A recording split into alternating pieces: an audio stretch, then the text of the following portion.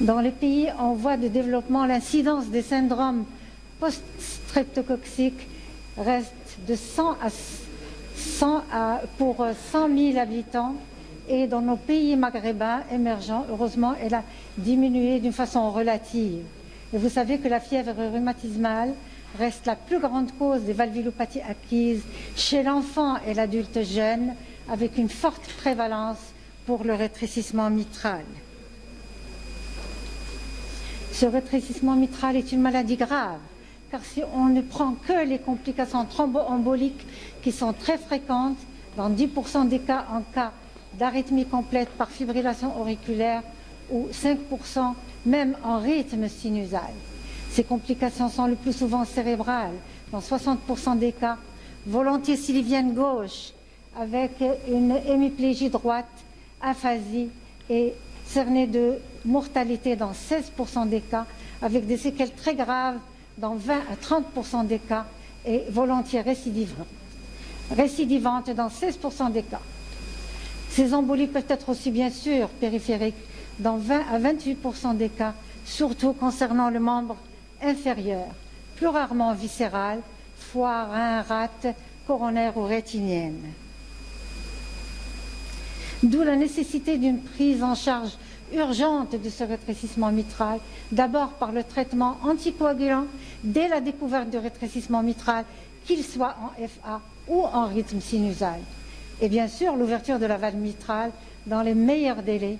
Et la méthode de choix actuellement, c'est la commissurotomie mitrale percutanée, découverte par le docteur Inoue en 1984.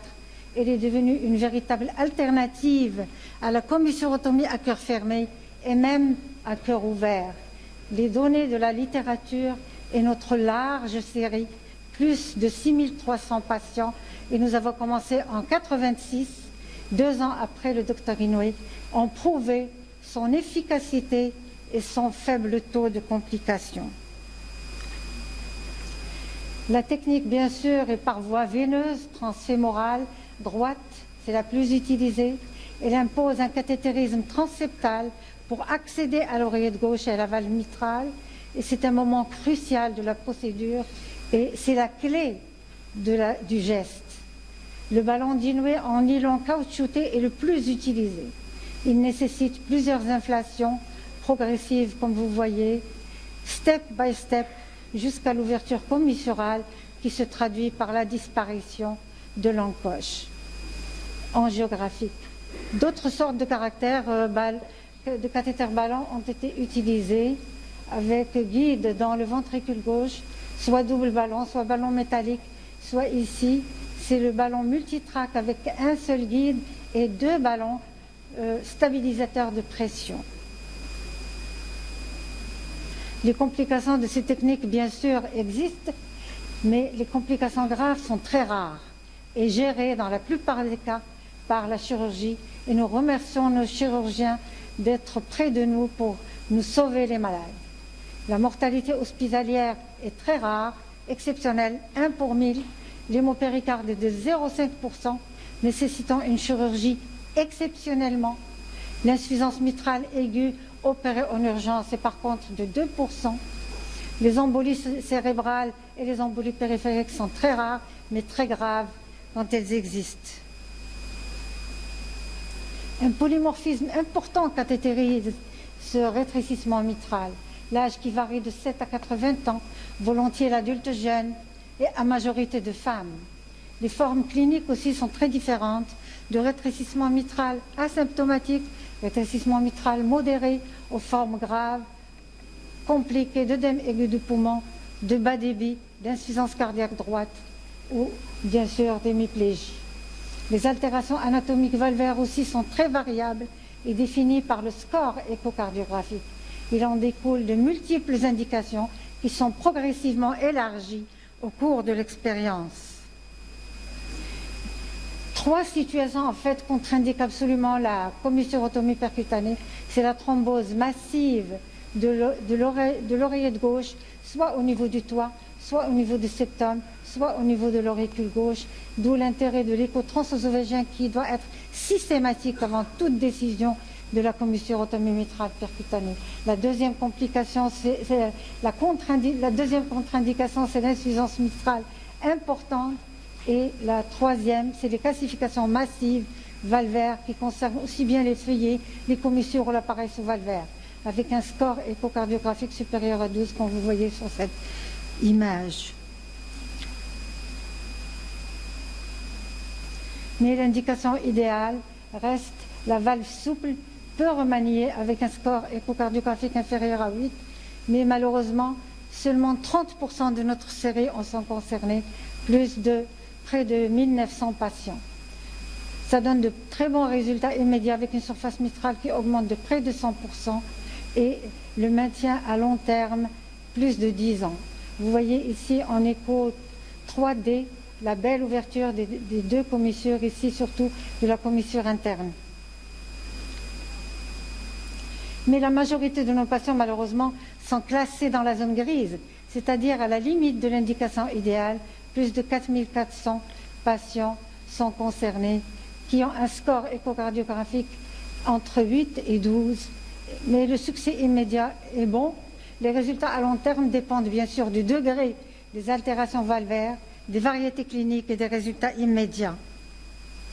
Les valves calcifiées ne sont pas tous une contre-indication parce que 10% des patients en ont bénéficié car les calcifications sont classées en 4 grades selon leur importance et leur localisation.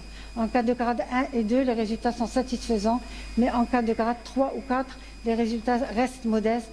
Mais la CMP a un grand intérêt s'il y a un haut chirurgical pour ces patients. Comme vous voyez ici, une petite fermeture, mais qui donne une petite ouverture sur une décalcification grade 3, mais qui a donné une amélioration spectaculaire pour le patient. N'ont pas contre-indiqué la procédure de façon absolue aussi une IM modérée grade 2 associée chez 3% de nos patients, mais en prenant des précautions minutieuses, il n'y a pas eu d'aggravation de l'IM.